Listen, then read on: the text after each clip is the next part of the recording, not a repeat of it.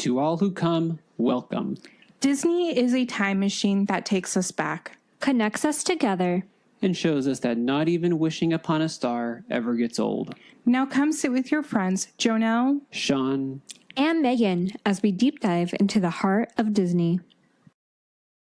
Hello, friends. Hello. Welcome back. We are finally, after over 2 years of working through the first season of Zack and Cody, we are finally on the last episode Of season 1. That being said, after this, we are not going straight into season 2. I need a twin break. I need a break from a couple blonde twins. We're going to go to a triplet of brothers instead. We're going to do Jonas. Yeah. So after this episode, make sure you come back next week for our episode starting on Jonas, aka the Jonas Brothers TV show on Disney Channel. But we're still on the twins. So, Megan, you actually liked this episode. I did like this episode. For those of you who are not in the know who just came on to the last episode, bro, what are you doing? Go watch all the others. We went through every single episode of season 1. The good, the bad, the ugly, and the decently funny. And the identical. So, just for a little lore dump, I didn't watch a lot of TV growing up. For better or for worse. Yeah, you were sheltered to Disney Channel. I'm not going to get into family trauma or family, boundaries or whatever, but I just didn't watch Sweet Life of Zack and Cody. I caught, some little snippets here and there. But yeah, so this was actually one of my, favorite episodes of Zack and Cody. Did I watch it before in the past? Maybe. I don't have any memory of it, and I actually really liked this one. Continue more. I can't help but say that I thought this one was boring. And maybe that's just because I think other episodes in Sweet Life as a whole and Sweet Life on Deck were funnier. I mean, no, I agree with you. But here's the thing, though. It has my favorite trope. The Princess and the Pauper. It has the Princess and the Pauper trope, but here's the thing. Netflix did it better. They have a whole series where it's Vanessa Hudgens playing Vanessa Hudgens. Oh, the Princess Switch. The Princess Switch, yeah. It's giving, that vibe. But not in Christmas and not with Vanessa Hudgens. Well, and it's not fully like Princess and Pauper because it's not like the twins are it's not like one of the twins is royal and the other isn't or whatever. It's like there's another third part, third prince, whatever, who just wants to be a kid. So Cody just takes his place so he can be a kid. But I just want to say, Barbie did it better twice. Twice? Because they had the original Princess and the Pauper. Yeah. And then the new Barbie, the one that's Malibu, Dream House. Yeah, the newest Barbie. Yeah, she did it where Barbie, vlogger Barbie, high schooler, and Princess Barbie switched places. Have I not shown you this one? I don't think so, because I didn't know there was a second Barbie one. Yes! Oh my gosh, it's so good. And it's before we get what is it? Brooklyn Barbie and Malibu Barbie, and they're two completely. Yeah. It's really good. I actually recommend it. It's better than this episode. But I think I know which one you're talking about. But anyways. Yeah. Here's the thing. As a kid, I wanted to be a princess, as so many did, because of the fancy dresses and getting fed. I wanted to be a princess. No. And I just think there's something so human about wanting to experience something you've never experienced before. Whether it's a royalty being I want to know what it's like to just be a normal person, or a normal person being it's fun to dream. Oh my gosh, yeah. For example, I like listening to K-pop. Would I ever become a K-pop trainee? Oh, but is it kind of fun to think about? What my stage name would be? Yeah. But would I actually ever do it? Yeah. No. But we all have that thing that we always would want to experience, right? Being a Pokemon trainer. I want to be a Pokemon trainer. I'm so mad that I'm not a Pokemon trainer. Every day I wake up and I'm you just really badly want an Eevee. I just really want an Eevee, and then I'm going to name him Muffin, and then we're going to be best friends. And a Spheal. Yes, please. Eevee and Spheal, those are her two favorites. Yes. Oh my god. But I mean, I guess in that aspect, that's kind of the one way I can relate to the prince, because he just always wanted to be a kid, because he is a kid, but he's having royalty and responsibility shoved down his throat, and I'm yeah, I feel you. It's kind of that idea of as a kid when you want to be a grown up and you get to be a grown up and you're screw this, I want to go back to being a kid. When I was little, I wanted to be a grown up, but now that I'm a grown up, I'm I don't want to go back to being. That's what I'm saying. Most people you want to be a grown up when you're a kid, And then you get to being adult and you're like, hell no, let's go back. I don't want to adult. I do want to adult. I think adulting is wonderful. I get to choose what I have for breakfast, lunch, and dinner every single day. No one comes in and is like, Megan, you must eat broccoli. Actually, I like broccoli, but like no one has to come in and be like, Megan, you're going to have this hamburger and it's going to make you sick. And this is the only food you're getting. You're not wrong. You don't have to have crunchy ass pasta. You're okay. That's because our heads are screwed on straight. Okay, so Yeah, this is a story. Let me just to make it quick. Her family would actually, like, I tried this. I'm not joking. Her parents would actually make purposefully undercooked pasta, And- not al dente, like legit crunchy, barely limp noodles. And I tried this. I'm not like making this up.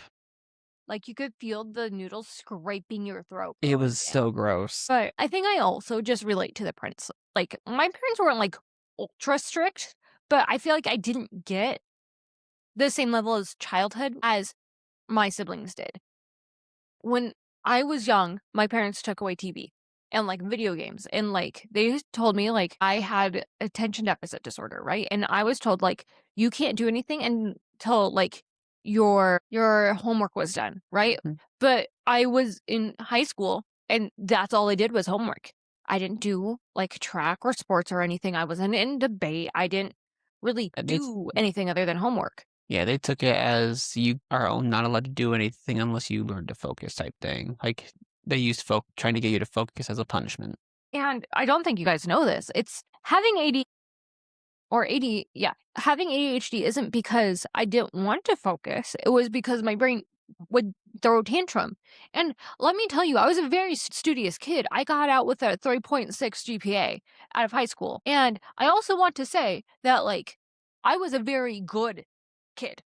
Like, the worst thing I ever did was buy a 30S with my own money. I know, shocker.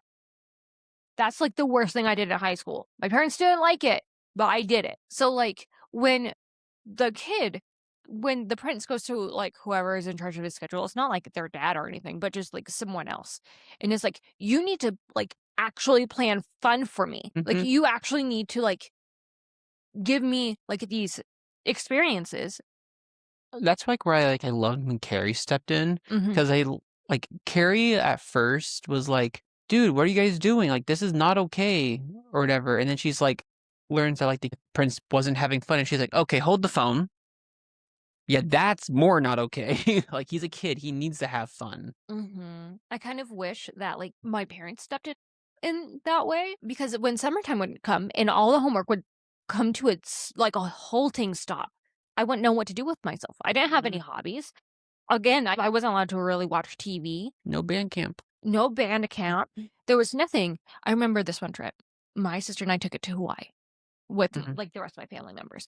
But we were discussing Winx Club because we were obsessed with Winx Club is a great show. Okay, listen. But my mom was like, you girls have to discuss something that's happening in real life. And okay, listen, boo, because Winx Club is great. I understand some point on my mom's level. Like, yes, we want to talk about like things that were like actually like going on. Like, I understand where she's coming from, but my sister and I, like, we were good friends at the time. But like, could you imagine if like Winx Club was the only thing that we could talk about without like literally throwing insults at each other? So we ended up talking about the Olympics because one, we wanted to piss off my mom because we thought that would be funny. Mhm. And she was like, you can't talk about the Olympics. And I was like, but mom, they're happening in real life with real people who's just studied and trained for it. And so my sister and I talked about the Olympics. But on the other hand, like that was a genuine interest my sister and I had. And Mhm. my mom wasn't one of those parents who was like, oh, tell me about this interest of yours. It was, I'm going to input my like influence on yours. So I guess I just really related to the prince character. See, like, Not in the royalty, I'm going to be put in front of the whole world sort of thing, but like, I think for me, like relating to the prince, I don't know. Growing up, you see this a little bit when you see me and my brother interact with each other. hi, Andrew. Like Everyone say hello to Andrew in the us comments. us having fun is kind of our priority, and it kind of was growing up. Like if you give us the option of like, hey, have the kitchen clean by the time we get home, Or play Yu-Gi-Oh for 3 hours. it's okay. After like my mom will actually say this, like, after you get home from school, make sure the kitchen's clean by the time I get home. That would be a 3-hour gap. I did not clean the kitchen when I got home. You see, I would have. I did not. I'm like, that can wait. And my whole reasoning would be like, well, if I clean it now, I knew that like when my brother got home or something, they would also make food because they just got home from school. They would be hungry. I'm like, why would I clean a kitchen if it's just going to get dirty again? So I would wait. So that way, by the time my parents actually got home, it would already be truly clean, or at least I'd be in the process of cleaning it. But I'm like, no, I'm going to have fun. Boring stuff can happen later. Dang, I think you and I would not have gotten along in like high school. I think me and your parents wouldn't have gotten along. I mean, you still don't. You're not wrong. But like, I think you would have like the energy I would have brought would have been really weird for you. Or it would be like a little bit of a culture shock for you. Yeah, a very huge culture shock. It was a culture shock when you met me. Fun fact, when Sean and I first met, I did not like him. She hated me. I didn't hate you. Hate means like I had like this like I thing against you. I just did not like you. I wore her down. But no, and then I still don't understand the B plot of this episode. Like London and the aliens, I don't get it. Okay, I kind of get it. Please explain to me, because like it really did not make sense in my brain. It was hard to pay attention to. Okay, listen. Maybe it's because I'm a female and most girls get like categorized by males into like 3 categories. The nerd, think Velma. No Yeah. one thinks like, oh my gosh, Velma's attractive. Everyone's like, she's the nerd. Daphne, like aka the hot one, or the ditzy one. You're not wrong. And like, I know London has always been trying to be like the ditzy one. well, she's not even trying. That's just who she is. Yes. Because I'm saying like from like the creator perspective. Like Yeah. like London's supposed to be the ditzy one. She's we know that through this whole season. I just feel like this B plot of her with the moon was just so that way they can have aliens. and the moon. But like the whole thing was like just so that way they can say the characters were in the episode. Like I don't feel like it actually. Look, I think it spoke to me. Because the boys, as in Zack and Cody, get like a decent character development. Like they grew as people from like episode 1 to episode whatever we're on. Maddie gets some. London pretty much stays the exact same. More or less. But what I find really interesting about this episode is London knows everyone sees her as like a ditz, right? She's trying to be more than that. Now, is she good at it? No. But instead of like trying to like read books or study in different language or like put actual effort into it, she just wants to like it to happen to her. So like she's not like, okay, I'm going to make my own space shuttle to go see aliens. She's like, I'm just going to watch and wait for them to come. Reminds me of Elle Woods at the beginning of Legally Blonde, where she's like, I'm going to go to Harvard. And she goes, but you need like all these things. She goes, oh, I don't need that. I'm going to Harvard. Oh, yes. Yes, very much so. We love a good queen right now. I love Elle Woods. I know you do. I think, okay. But I think that what they're trying to say about London in this episode gets super undermined by Maddie. Because her whole character plot is everyone knows London Tipton is the rich. Like so rich that she doesn't know the word scientifically rich. And Maddie holds that against her so harshly. But in this episode, she's like, I can take advantage of that. And so she does. And London gets mad. And I've been having this conversation with my coworkers a lot recently. It's like, we want to be kind, genuine, and like generous people, right? Especially because we work in fields where like our job is to give to others. Yeah, our job is to quite literally take care of people. You with kids, me with adults. And so like we have to really find that fine line of like giving too much or like, haven't been too much taking from us. And I tend to be on the side of like, I would rather give and give and give and give and give. And I have to be really, really careful about people walking over me because that's just like the person I am. I want to see the good in people. I want to like help out. I want to be my best. You're much firmer with your boundaries. And that's one of the reasons I love you is because I tend to shut down when like people start walking all over me and I won't say anything. But if that happens to you, you're the first person to be like, no, that's not right according to like my contract, according to like the state law, according to XYZ thing. And so I thought it was really interesting how London was like, you will not be here and you will not use like my resources. Reminds me of the Christmas episode of Zack and Cody because Maddie, once again, Mm-hmm. rigged it to where London would get Maddie for the Secret Santa. So that way... You mean the other way around? Well, no, that London would get Maddie. Oh, yeah. Buy a gift for Maddie. Like, Maddie was completely just trying to get something rich out of London and stuff. And then London made something handmade, put in the work to make something, even though it was ugly in all fronts. I would have loved it. So badly done. Like, she did put in a lot of like hard work into it, and Maddie completely shoved it off. No, I would have hung that in my room. And I think that's part of why I like Sweet Life on Deck so much, because London was stripped.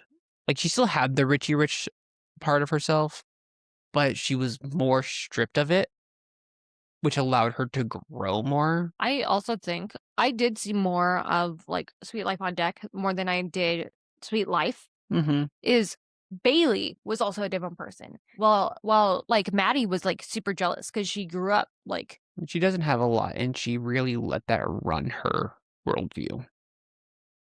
Bailey came from a place where I guess she didn't have a lot of like wealth, but like she had a lot of like stability where her family and her farm and like her culture was enough for her. And so if London were to be like, I will, like, if they had the Secret Santa thing, Bailey wouldn't have read it because she wouldn't have cared. No. Because, Bailey led with that generosity. Mm. And, like, she worked on a farm, so it was a lot like, you have to take care of the animals, take care of the crops. Mhm. She's used to that type of nurturing hard work to where that's kind of like what she led with everyone. Like, she was always nice to everyone and stuff. Even her and London would get in fights and stuff, and she would give London the what's to, and London eventually would actually listen. And stuff. There were some times where she had to, like, manipulate London in times, but that was because London would sometimes go too far.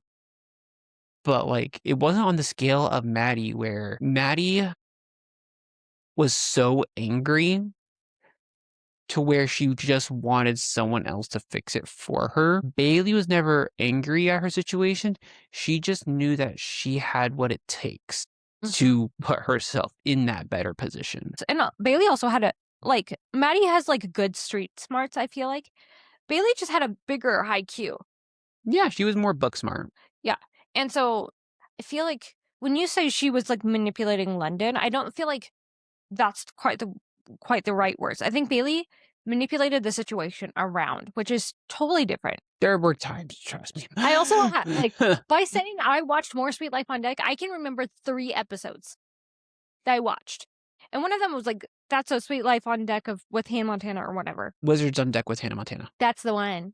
And that was, and then we had the That's So Sweet Life with Hannah Montana at the hotel.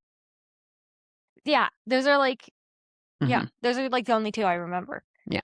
But like, I like that London got pissed off at Maddie because I often find myself, the one character I cannot stand, which I thought would be the boys, is Maddie. It really, I can't help but look at Sharpay.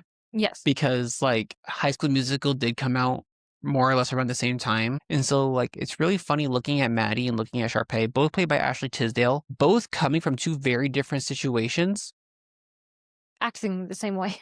Acting close to the same way. And look at Candace. Yeah. I'm not saying that Ashley Tisdale's character typed, by the way. But she's really good at what she does. But they're also like very different characters and such. But it's so weird just to see that like those two distinct characters act the same way, but with two completely different, like the two opposite motivations, showing that like even two different, like it doesn't matter where you come from. Where you come from doesn't make who you are. It's like your attitude who Mhm. makes who you are. Mm-hmm. Like I'm gonna pull a Whitworth and go to core 150. We've talked about this before. It's a really annoying class we have to take at Whitworth. Some people actually like it. I liked core 250. and like the whole thing with core is that like you're learning about like what makes up your worldview, whether it's from a policy perspective, a religious perspective, etc. And like our worldviews are made up of like our different experiences. And like I said earlier, Maddie's is just made up so much of I'm poor to where it makes her angry and just have this endless resentment towards London. And I do mean endless. Look, I don't think it stops at London though. Like in this episode, the boys are playing, what is it? Elevator football. And so I can't remember which of the boys said it because they were ducking. It was Zack. Zack, okay. And he's like, you can be the cheerleader. And so Maddie's like, well, okay. And she doesn't cheer for the boys. She cheers for Mosby.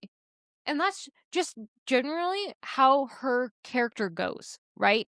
Like, we're watching a show called Once Upon a Time. And there's this character named Hook. I finally got Megan to watch Once Upon a Time. Look, I don't like Hook. Apparently, people say that Hook is great and is Captain Eyeliner.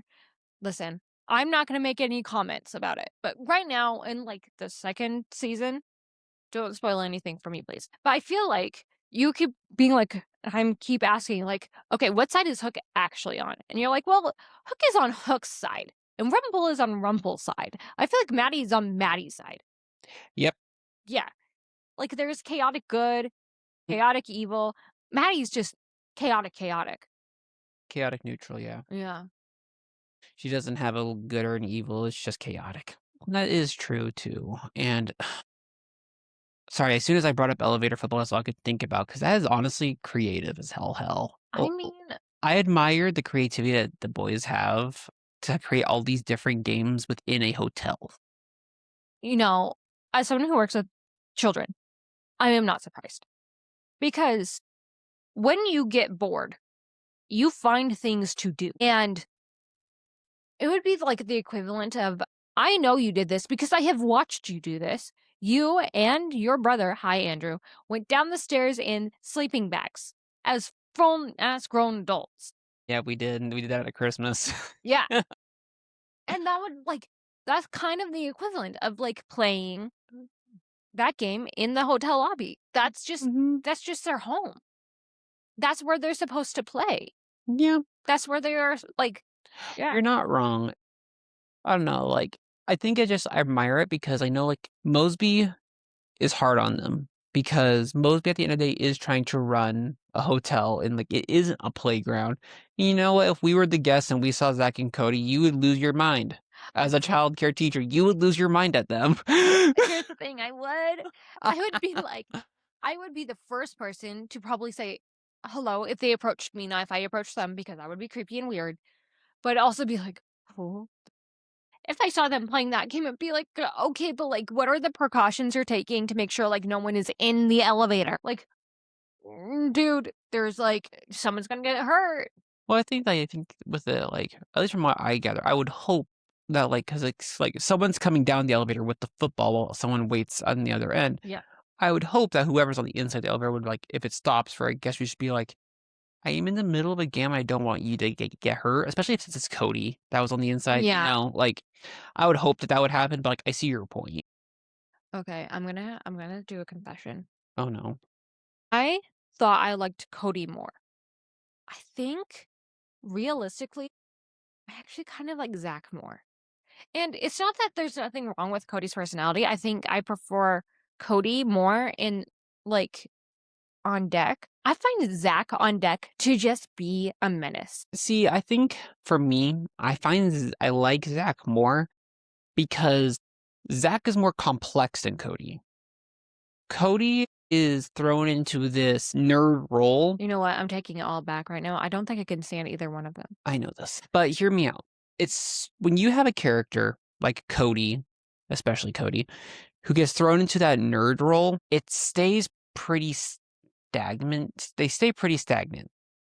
Like it's like you may get them to like loosen up a little bit. Like Cody does loosen up a little bit more in On Deck, but it's one of those things where it's like, yeah, he's gonna be like the book smarty one. Zack, he is chaotic good, but like that chaos can look so different. It could look like pranks and like actual hijinks. It could be simply playing games. But like I remember this one episode in On Deck where like Mosby looks at Zack and goes, like, I notice you go to the extremes. If whether you're breaking rules or enforcing the rules, you go to the extreme. And Zack's like, I'm a passionate guy. What can I say? Like, there can be so many more layers when you're not shoved into the bookworm. Yeah, I think I like this version of Zack and Cody the most when they're Younger. Is because like you get the sense that Cody he just understands books more. He probably reads more than Zack.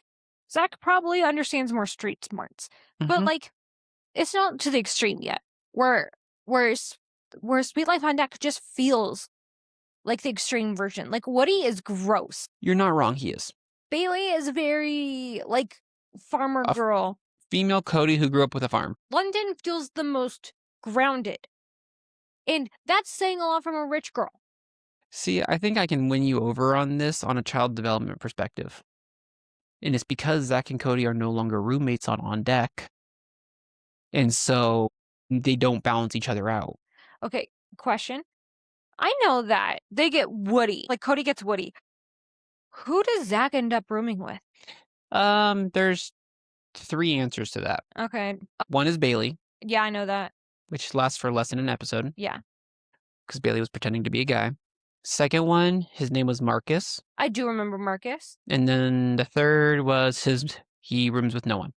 Cool. Yeah. So you have someone who's super chaotic without his like partner who kind of balanced him. So like I feel like that's why I like Zack's growth in On Deck so much, is because he doesn't have Cody all times of the day. So he does have to like learn his own restraint a little bit more and grow independently as a person. I'm like, I feel like you're either going to say like, I hear you, but, or you're going to say, damn it, you're right. I've only watched a few episodes of Sweet Life on Deck. I got a couple I should show you, but Once Upon a Time comes up, but like highest priority. The episode I remember most about Sweet Life of Zack and Cody is not one that we have watched, actually. It's the superhero episode. Love that episode. I remember really enjoying that one as a kid and like remember thinking about it. I think like if we're going to talk about our journey on this first season of Sweet Life, I was really nervous. I was actually going to ask you, like, how does it feel watching the first full season of Sweet Life over the last 2 years? It's a little weird because, okay, I'm saying this as lovingly as I can, I guess. A lot of people call me uncultured. It's like it became a joke, like, but a joke that's like a knife. Yeah. It became so commonly said, like, by people more than just me, that, like, I refuse to say it. Megan will know what I'm thinking, but I just won't say it for the sake of, like... Yeah. So, like, okay, for example, I had a childhood friend who came into my life around middle school, and every time I would go to their house, they would introduce me to new media, and I think that's, like, a common thing. But it would be things that they were like, oh, yeah, this exists. Didn't you know that? And I'd be like, no. And then they'd be like, how dare you not know this? And then, like, introduce me.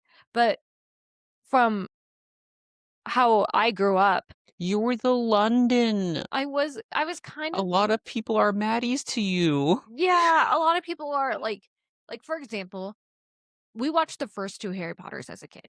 Like, but we were, like, young kids. Like, I'm gonna say, like, 6 or younger. And I don't know if you know, in the second Harry Potter movie, there was a giant spider that talks. I refuse to watch the second one for this very reason. I don't do spiders. If there's a spider in the house, I get to kill it. It's true. or put it outside, depending. Unless I have to man up for Lynn or Squish. You heard nothing. But I remember me and my sister were terrified of that movie because we were young children, and my parents were like, "You cannot watch any more Harry Potter until you can go over. There's a talking spider who's going to eat you." Because I reassure you, that's not going to happen in real life. So years go by. We forget about Harry Potter. We forget that's a thing. We get to middle and high school. People are like, Harry Potter sucks. It's the worst. Bleh. And so I'm like, well, Harry Potter's bad. Why would I waste time reading or watching it? I get to college, having barely any memories of the first 2 Harry Potter movies. Have no idea what a Hufflepuff is, a Gryffindor, Which is really funny considering when Slytherin? A Ravenclaw. when Megan met me, I was wearing a Hufflepuff jacket. And so I met our group of friends, and they were like, "You've never seen Harry Potter?" And I'm like, "No." And they're like, "You've never read the books?" "No." Well, And uh, I was lovingly sat down and was given the first Harry Potter book. well, and like it got really bad because like you, as far as I've known you, you've never seen Star Wars. I've shown you the first 3. I showed you episodes 1, 2, and 3. We're talking about like in not like the first 3 that were released, but like in That's why I said order. episodes 1, 2, and 3. Okay, just wanted to make Star Yeah. Wars people. The prequel. Yeah. The prequel trilogy. I showed you the prequels. You haven't seen the original trilogy. You haven't seen the sequel trilogy. You've seen some of The Mandalorian, Yes. also with me. You've never seen all of Harry Potter. Like you still haven't seen all of it yet. We're waiting. We had to take a really big break because Order of the Phoenix is Order of the Phoenix. If you know, you know. My therapist was like, "Hey, Megan, because I finished the 4th book when I was on a travel abroad program, right? And I came back and I was like, oh my gosh, I finished the 4th Harry Potter book. And my therapist looks at me and goes, Megan, Harry Potter is going to exist in these 4 books for you for a while. You'll know when the time comes, but Do not read the 5th book. do not read the 5th book. Do not watch the 5th movie." And I go, Umbridge is just bad. I didn't know who Umbridge was. I knew there was a pink cat lady that no one liked. And she goes, there's this person named Dolores Umbridge, and you have a problem with authority. Not in the way where I was like, oh, authority, I'm above it. But like, I was dealing with my own personal things in my own personal life. And she was like, it's just going to trigger you. And you use Harry Potter as a place to escape, not a place to get more traumatized. And so for like, the longest time, we took a long break. So we only recently watched episodes like the 5th and 6th movies. We just haven't gotten to watching Deathly Hallows yet. But like, yeah, there just has like you've never seen Once Upon a Time.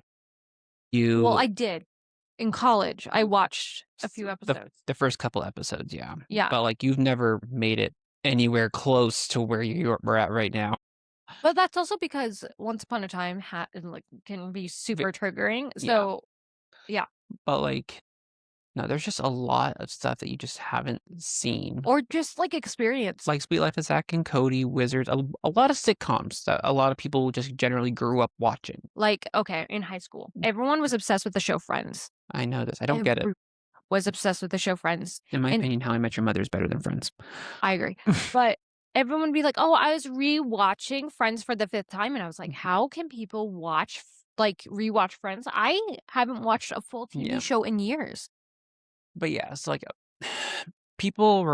it's been getting really bad. Like, and it would extend beyond like movies and TV shows too. Like when I met you, you've never had Taco Bell, you've never had KFC, you never had pizza delivered. Yeah, my parents did not believe in pizza delivery to like our house. Like, knew it happened, but it never happened in our house. And so a lot of people were basically acting like Maddies to you because they would judge you so harshly because you just didn't have the same experience as them and held it against you in a way that like, not like in a bad way, like how dare you, even though that they would say a how dare you as if they were personally offended, but like not actually. But like to be constantly told of like You're uncultured. You're uncultured, you don't know anything, like yeah, It's bad. It's mean. It got to a point where it was just mean. It was mean. And I think that's why I like Disney so much, was because I knew a good portion of the Disney library. Not like great. Like I Much better now. but no, like, but I could like name a few. Like I knew all the Disney princess movies. I knew a good collection of the Renaissance movies. Like I knew a big. It was like the one thing my family would not judge me on, because they were also very judgmental of like what we consumed. Right? My parents did not like it, it did not exist in our house. So we weren't allowed to watch SpongeBob because they thought it was annoying. We weren't allowed to watch specific TV shows because it was annoying. Right? It's so true. And so like things that my parents didn't like didn't exist in my house. But like, I want to give shout out to my good friend, Hen. Like, Sean introduced me to different things, and I love him and accept him for it. But there's this like little known show called Avatar. Last Airbender. And I don't, by the way, this story has been going, you already know that I never watched Avatar before. I have now, but I had a wonderful friend named Hen, and Hen and I were roommates, and they mentioned their love for Avatar because they had these wonderful posters up on on their side of like the dorm we were in. And I was like, "Oh my gosh, what is that?" And they were like, "It's Avatar." And I was like, "Oh, I've never seen it." And they were like, "I'm so excited to show you Avatar because it's every time I rewatch it, it's like getting to relive it for the first time, and I can't wait. I can't wait to see your reactions to different things." So we would make like TV show nights where we would sit down and watch episodes of Avatar, and it was one of my favorite experiences. I'm gonna say it. If you guys want us to do Avatar, For please friends let of us not Disney, know. Please let us know. we would. I would not be upset to talk about Avatar. That show is a godsend. Okay. Yeah. But I want to conclude with who my favorite character is. Okay. It's Mosby. No, I would say Mosby. it's either Mosby or Carrie. I thought you would have said London because you've had a fair amount of issues with Carrie. I mean, I have issues with Carrie. I do like London, but she is raising 2 sons by herself in a hotel. I give her all the credit where credit's due. Zack is sometimes kind of overly flirty with Maddie, but she raised 2 pretty respectful boys Mhm. who, like, do they get into a little bit of chaos? Yep. Yes. Name a boy who doesn't. For the most part, it's pretty wholesome. Like, when they do get into chaos, they own up to it. Unlike in Caillou, where Caillou throws a tantrum every time. When Zack and Cody get caught, they're like, "Yeah, I did this thing." Yeah. I would say my favorite character would be Mosby. Mosby. Mostly because, like, one, he has impeccable comedic timing. He does. Oh my gosh, Like, his outfits Phil- are always on point. Phil Lewis, oh my god, that timing is just perfect. But also, you can see the layers with him where it's like, yes, he's running a hotel, but you can still see like how much he still cares about the boys and like supports them and his mom and their mom and everything like that. And his care for London as well as being like a step-in dad for her. Yes. So I can't help but like really appreciate everything that Mosby has around him and how he interacts with it. And again, the comedic timing. I also love Mosby because we're adults. We're adults with jobs Yeah. that interact with people. Yeah. I feel like a Mosby sometimes. 100%. And the people at his hotel respect him a lot more than the people at our jobs respect us. It's true. And I sometimes I'm like, man, I feel like Mosby today.